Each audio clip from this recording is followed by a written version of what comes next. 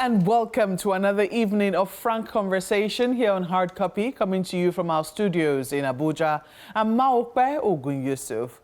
Well, I guess by now it's no longer news that I was privileged to be part of a Yaga Africa study and observation mission to Liberia, whose elections are still in progress as we understand that they could be set to go into a runoff. Well, I wasn't the only one on that team.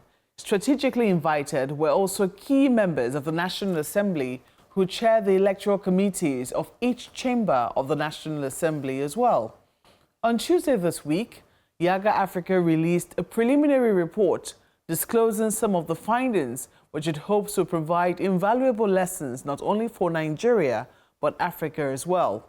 Some of the lessons include patriotism and national purpose driving citizen participation in the process, an unwavering commitment to transparency over the speedy conclusion of the process, format of ballot papers, improving voting choices and reducing invalid votes, and respect of voting rights of polling staff, observers, and security officials who were able to vote despite the fact that they were on duty on that day.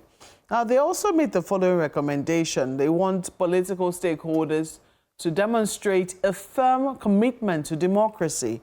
They want INEC to review the format of ballot papers, and they want that the National Assembly to review the Electoral Act to reduce ambiguities, among a host of other recommendations made.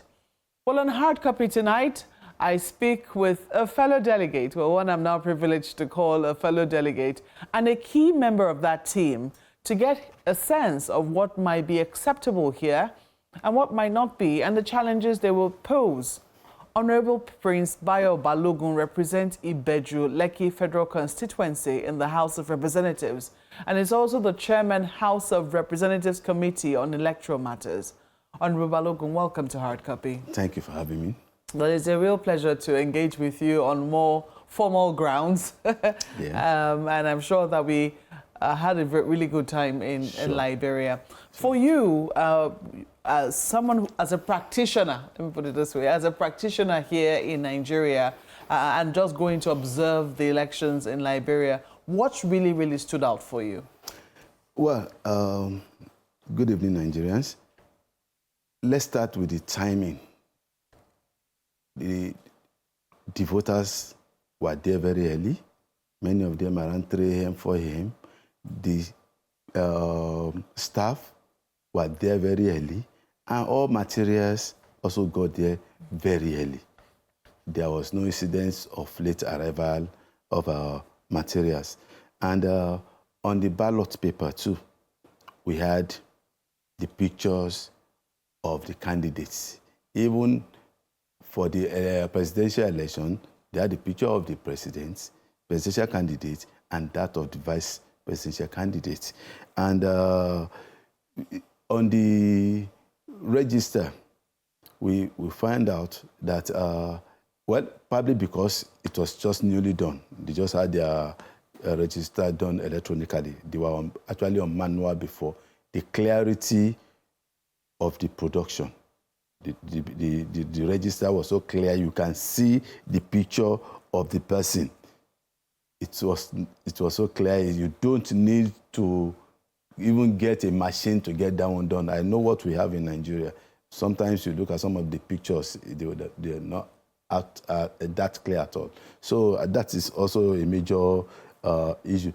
And after the election, or no, even before finishing of the election, if you vote, once you vote, you are told to leave the center. It's only the agents who are allowed to stay. That means everybody believes in the agents they appoint. All the party members and electorates also believe in the party agents they appoint. That is one of the areas we have crisis in Nigeria, where there are so many people around and within the polling units. It always leads to fracas. And the timing too, it opens between 8 a.m.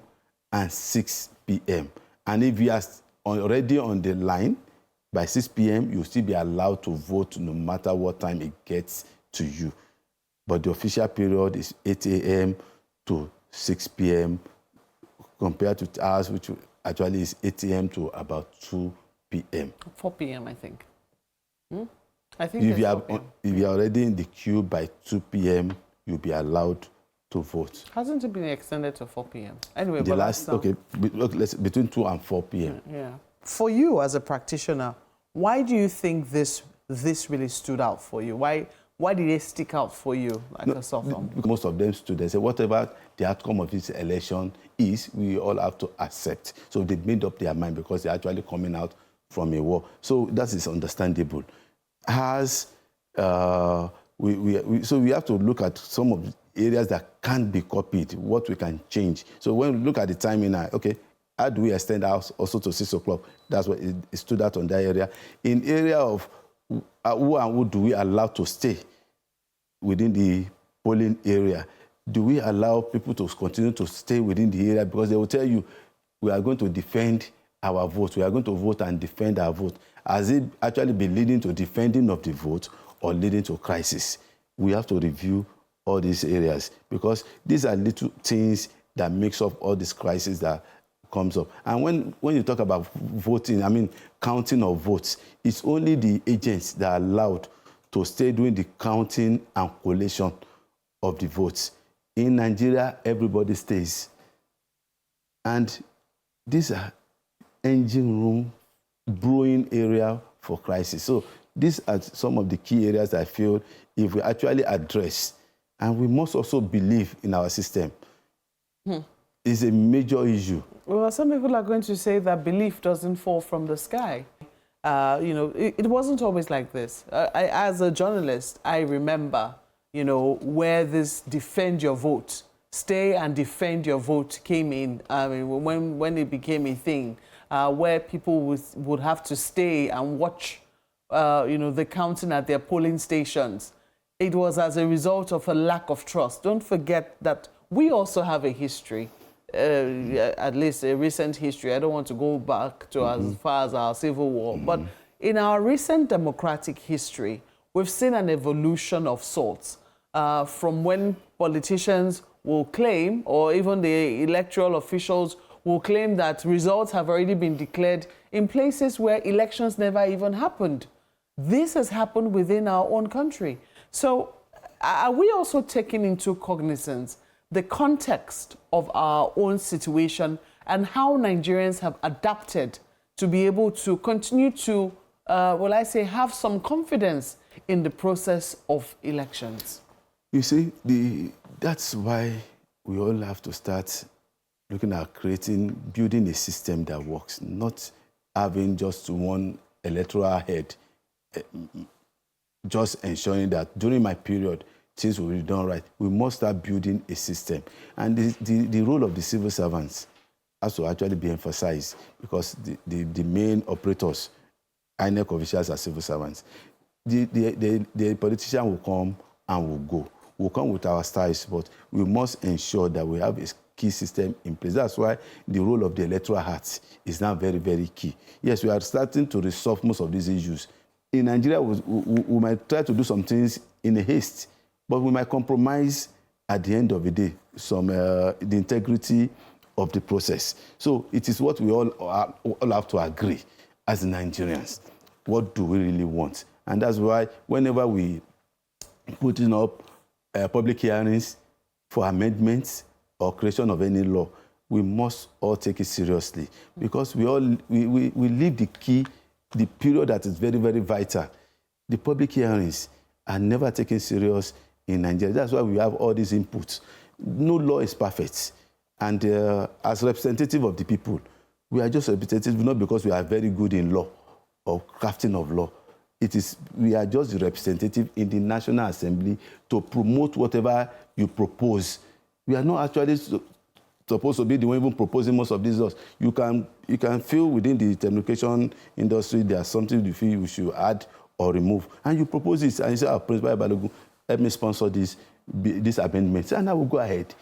You are the practitioners. Everybody is a practitioner in his own area. So our role is to ensure that whatever we bring together are now brought to bear. So we all have to work together to make this work. But it is not when we now go and cause greater crisis that will solve the problem. Putting so much people at the election area might also increase the problem than even solving it.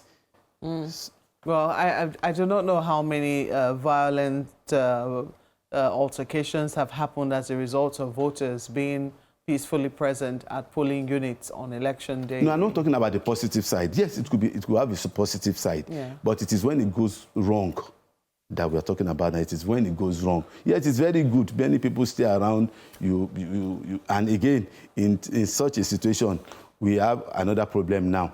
How do we now identify the issue of vote buying or issue of vote inducement? When you come together, many people bring food, bring so many things to entertain people around. Then that creates another problem when we are looking for people who are actually influencing voters. Yeah, but some people will say that it's not about, I mean, if it's a festival of democracy. If we have a festival, there's a thin line. Because we also already have this electoral offenses bill that we are proposing. It's a major issue for us now. Drawing the line between vote influence and generosity of the people. I'm sure the people themselves will know the difference. They know when it is that something has been provided. You are oversimplifying issues. But isn't that the truth? No, what I'm saying, you're oversimplifying it. If I have to arrest someone for influencing vote and another someone saying I'm just being generous to the people, where do you draw that line?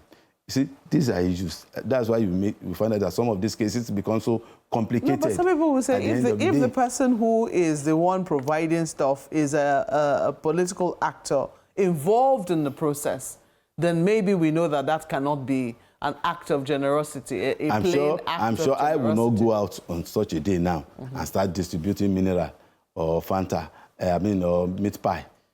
But someone else can do it on my behalf. So who is not even well known to me?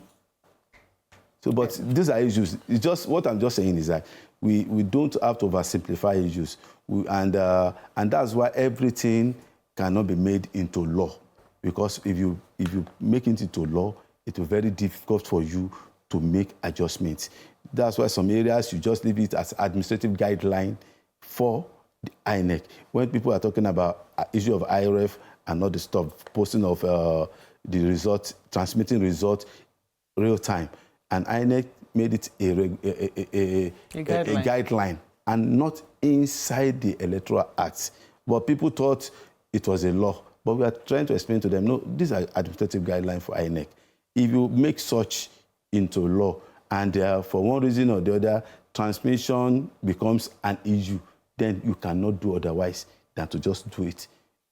And that means you are actually going against the law if you do anything otherwise. Well, some people will say that INEC is certainly reaping the lessons from even it itself, putting it in its guidelines and not following those guidelines. We know we can accept, I think largely what we saw in Liberia was a demonstration of the trust of the people, which you yourself have emphasized, around leaving the polling units let me tell they you, have voted. Just a moment, Honorable. Let me tell you, you cannot compare Liberia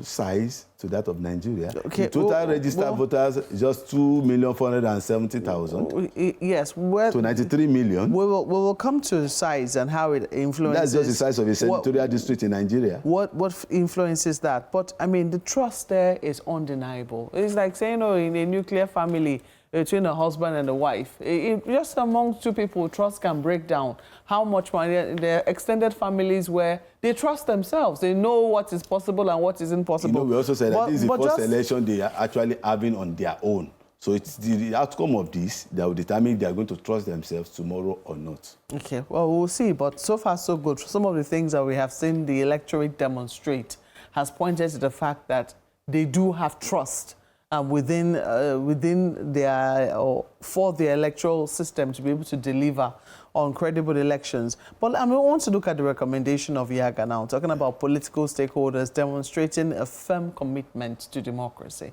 Because it will seem that underneath all of this is, I mean, I also want to talk about trust amongst political actors. It would seem that, you know, amongst political actors, people do not trust that This last Party A election will abide by the regulations as set out. So let me prepare just in case Party A doesn't, you know, you're thinking ahead of your opponents, and it's like a real warfare. This last election was actually a different case entirely. Many things got involved. Tribalism, religion, so many things got involved. And we don't pray we have a repeat of this kind of election. It was quite different. But some people say, you know, that points to number one, political stakeholders should demonstrate a firm commitment to democracy. Because what exactly is democracy if it's not the will of the people? And the rule of law. Yes, if the government of the people, by the people, and for the people. So if the people say they don't want somebody... Wait. Everything is governed by the rule of law. Indeed. Not emotion. Not emotion. So even the people must know that we are guided by the rule of law. So if the judiciary is in your favor today, and you say the judiciary is the last hope of the people, the day it goes against you, don't incite the people and say the judiciary is corrupt. These are the crises we are having now. This is the peculiarity we are having in this dispensation. When people see clear judgments, in Nigeria, I even believe even in the whole world, the transmission of the presidential tribunal that was done in Nigeria that lasted about 13 hours should even deserve, I believe, deserves a world record. And the openness, people that don't even know anything about law will listen to that judgment and will see reasons why everything there were done, how every judgment were given, what led to what, and everything was stated clearly. So I don't even see why we should be inciting ourselves and putting the judiciary in the spot. Okay. Well, let's take a look at a number of other recommendations, because right now you are chairing the House Committee on Electoral Reforms. What are some of the reforms that you think needs to be pushed forward from your own experience, and also looking at some of the agitations that have been made as a result of the 2023 elections? Number one, the quality of the register. In Liberia, the turnout was about 73% out of just 2.47 million. In Nigeria, the size is 93 million, out of which just 23 million came out for the election, which is about 24%. Yes, the reason why we are calling that a low turnout is because we have so many duplications on the register. So many people who have transferred their polling from one polling unit to another, the names are still repeated. So many people have died. This process started around 2006, and many names are still being repeated over time. Some people have changed their polling unit 6, 7, 8, 9 times. All the names are still there repeatedly. Many people have died. All the names are still there. INEC needs to find a way of cleaning up. They said they've cleaned it up, but I personally saw it. I saw names that were repeated, even in the same unit. People who just changed their card, probably a reissue, the names are still repeated in the same polling unit. So if it can happen in the same polling unit, that means it could happen across board. So they need to clean up the register. And now also on the issue of the parties, yes, we now have in the act that 30 days to the primaries of every party, they must have submitted their party registration list to INEC. We also want to include that registration party register should also be submitted before the congresses of the party, because most of the time the party officials are the ones that will conduct the primaries. So the process of even electing them must also be seen to be transparent and must also be only by the members of the party. So, and sometimes too, you might need to do the direct primaries, which would need the register of the party to be ready. That one has actually been taken care of. And in another area is we want to ensure that before the before the end of next year, we pass the bill on electoral offences commission and tribunal, which will also address many issues we've been complaining about: electoral violence, electoral crisis, electoral offences generally. And in doing that, we must also be very careful in ensuring that all items that will be listed under these offences are issues that could easily be handled by the courts. Because most of the time, I went through what they had on ground before. Some of them are so vague that if we are not careful, we might turn all our election to another scenario of legal tussle. Because if I say you've committed an electoral offense for doing so thing, and I also cite other people who have actually done the same thing, and we don't want a situation where the time we are using at the tribunal will even be worse than what we are. What we are planning now is to ensure that all cases at the tribunal would be resolved before the swearing in on May 29th for the presidential, and in June for the National Assembly. You think that is feasible? It will take every one of us, because most of the cases we are having in court, I think we have over about 90% of all the National Assembly members are in court. I am still in. After winning at the tribunal, the lady still went to another appeal. And you can't hold people not to. But what do we do to ensure that we put on something that will safeguard this system? Because we cannot continuously engage the judiciary without any kind of guideline. We must be able to create something that will say, okay, these are the cases that will go to court. These are the cases that you cannot. Or probably because, I don't know, we are overwhelming the judiciary already. Most other cases are actually being put aside now because of the tribunals.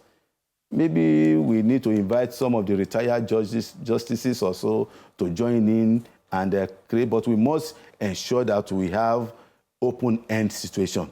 All cases must be resolved before swearing in, because that's the only thing that will give everybody equal and level playing ground. If a governor has been sworn in, he has the power to influence whatever will happen. If the president has been sworn in, he has the power to use the office to influence the judgment. You believe so? It's possible. As Nigerian, as a lawyer, even the lawyer of the opponent needs favor from government. It's possible. Look, I won't sit there and deceive her. We won't sit there and deceive ourselves. If you have been sworn in, it gives you an edge. How you use the edge is a different thing, but it gives you naturally an edge. In fact, your family members will tell you, better go and sit down. You are fighting the president or you are fighting the governor. But if you have not been sworn in, yes, you are all candidates of your party. The only way we can do it is for every one of us. Let's look at this thing holistically. Let's now compound it with additional situations that will even expand beyond what we have. How do we have to do it? Yes, as a lawmaker, I can't decide that on my own. We need the meeting of the stakeholders, the people in the judiciary, we need the security, we need the civil society, and the practitioners of the game. The lawyers who must be there. How do they help us to ensure that we can, your client can come to you and you can look your client in the face and tell you, look, this is a bad case. Don't let's waste the time of the court. But they all want to make money. This is the harvest time. They are not patriotic at all.